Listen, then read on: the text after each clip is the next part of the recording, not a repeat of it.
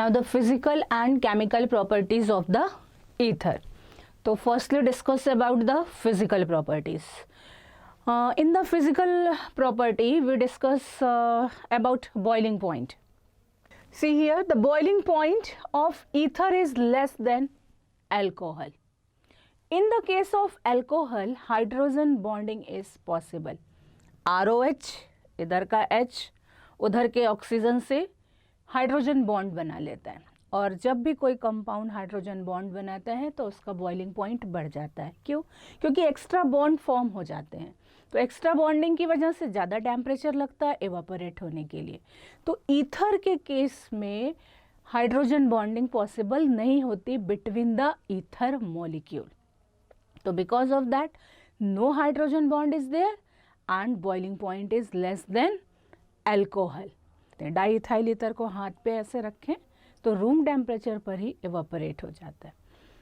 Now the second is soluble in water. Ethers are soluble in water because of hydrogen bonding.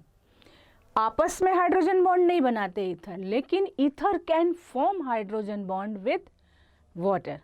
Like यहाँ पर देख सकते हैं हम कि जो ईथर का ऑक्सीजन है वो वाटर के हाइड्रोजन से अट्रैक्ट होके बॉन्ड बना लेता है.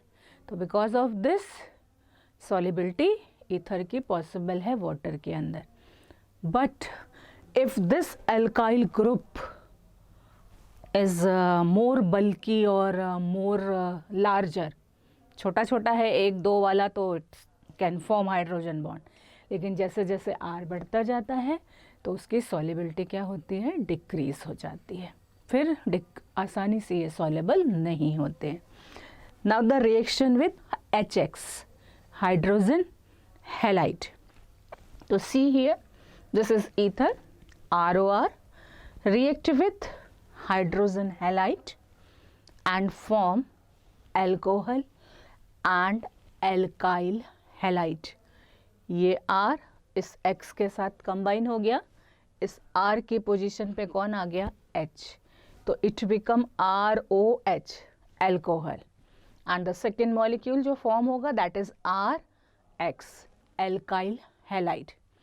अब if this HX is in more quantity, ज़्यादा डाला है, एक्सेस में डाला है, then it will combine with alcohol also, यानी इन दोनों के बीच में रिएक्शन हो जाएगी.